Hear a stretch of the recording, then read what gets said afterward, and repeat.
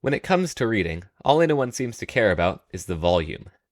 How many books did you manage to get through? Each book is treated as a binary outcome. Did you or did you not read it? This leads people to focus only on the speed and volume of their reading, hoping that by simply consuming more information, they will learn more. But the premise behind this entire approach is completely flawed. Other than for pure enjoyment, the main reason why anyone picks up a book is to learn something, to create lasting change in their patterns of thought or behavior. But let me ask you a question. When is the last time anything you read changed how you think or act to this day? Most of the time, when we read something, the information sticks around in our head for a day or two, but after a few weeks have passed, it's a struggle to remember even 3 things from the book. And even directly after we read it, the information is still sort of stuck in cold storage. It hasn't really been processed, and it's just lying there. Sure, you can remember it, but it isn't really influencing anything else about how you think. That leads to the central idea of this whole video. When you're reading a book, the most important thing is not what the author puts into the book, how groundbreaking or well-phrased his or her ideas are. It's what you put into the book, how much time or effort you spend analyzing, breaking down the ideas of the book, and applying them to your own life. For example, who do you think is more likely to have their thinking permanently impacted? Someone who reads 10 books cover to cover, or someone who reads a single book 5 times and takes the time to take detailed notes and really think about what's explained in the book, break down the concepts, and try and apply the insights to their own life. Now, don't get me wrong, choosing the right book to read and internalize definitely matters. But the real factor determining whether you'll learn anything of value is the time and effort you put into deconstructing the book. A well-chosen book is like a learning multiplier, worth getting right, but inconsequential if you don't put in any real effort. But before we dive into a system to genuinely learn from the books we read, we need to understand why we forget things in the first place. That boils down to one key reason. Our brains are not designed to be memory storage banks. They are designed and optimized for survival, for remembering the information that is most relevant to our daily lives. The brain uses 2 key factors to evaluate whether a memory is useful or not. The first is recency. The brain favors information that has been either encoded or retrieved recently. This is a good thing, because information that was encoded recently is typically much more important than information that hasn't been retrieved in a long time.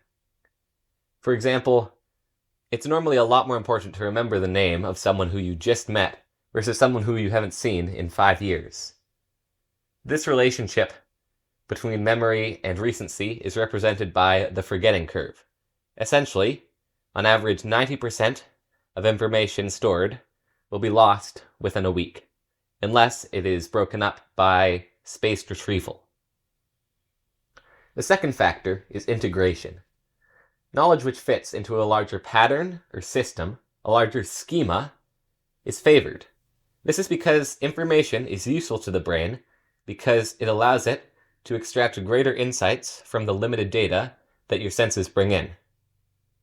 For example, when you see a printer, the only thing your eyes actually tell you is that there is a gray box with white sheets inserted into it. But your printer schema allows you to understand that the printer runs on electricity, is connected to a computer, and allows for digital images to be rendered onto paper.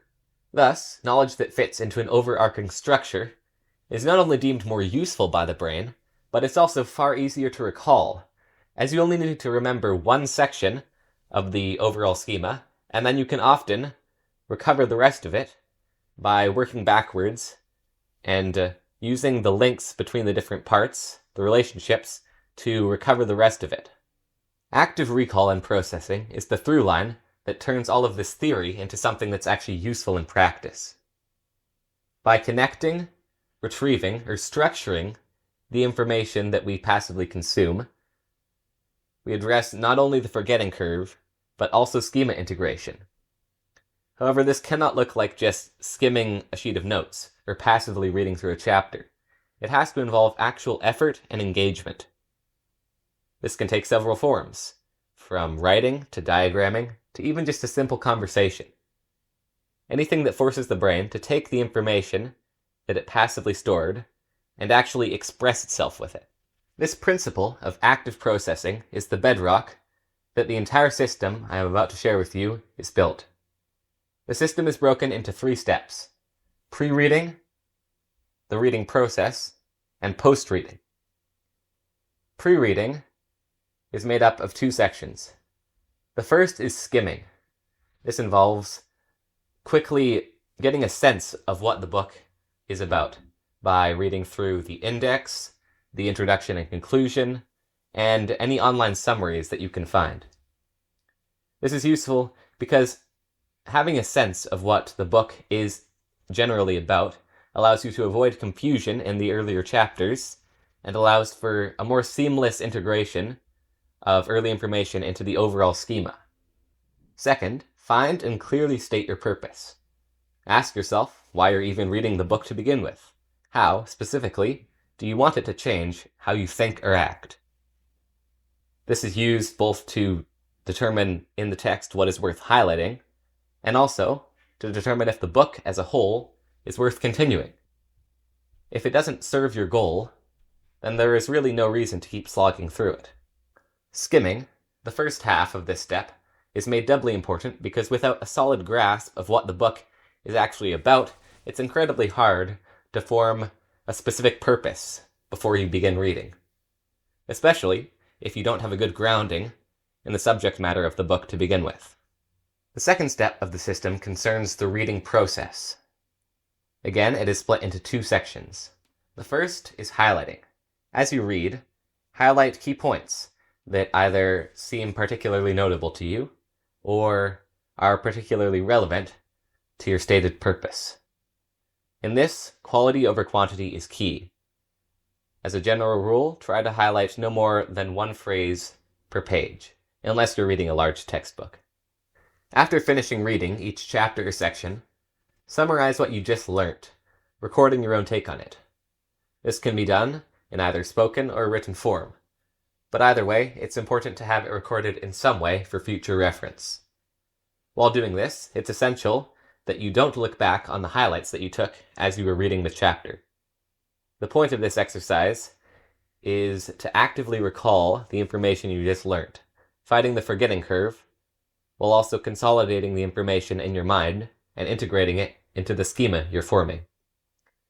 Once you have finished summarizing the key points, you can look back on your highlights to check and see if you missed anything. For the final step, once you finish the book, take all of your scattered highlights and chapter summaries and synthesize them into one cohesive and concise framework. This serves 2 purposes. First, it allows you to consolidate your schema, taking the little pieces that you created after each chapter summary and combining them into one cohesive whole. Second, it allows you to present the information in a much more concise and easy to refer to manner. Nobody wants to search through hastily written chapter summaries to find the little bit of information that is actually relevant to their situation. By creating a concise overall framework that is logically structured, it becomes a breeze to find any information that you're looking for at a future date from the book. My preferred format for this step is mind mapping. Everybody's brain is built a little bit differently, and mind mapping gives everyone the freedom to create a hierarchical and relational structure between concepts that is memorable and intuitive to the individual. Mind maps are also visual, which means that they stick a lot better in the memory, allowing them to be more easily recalled and also referenced at a glance. The final element of this system is to periodically retrieve and work with the information that you just concisely recorded. At set intervals, or even just when the information comes up, attempt to mentally reconstruct the mind map or essay. Don't be afraid to tweak it if your understanding deepens, as further engagement is the entire point. By continually engaging with the information, you ensure that the forgetting curve loses all of its power, and that the information is useful and always growing inside your mind. The entirety of this video boils down to that essential fact. Information is meant to be used, not hoarded in some dark recess of your mind. It is meant to be engaged with, and ultimately, used to benefit your life. It is a means to an end. So remember, next time you pick up a book, try to make use of the information you just learned in this video. I hope it's helpful.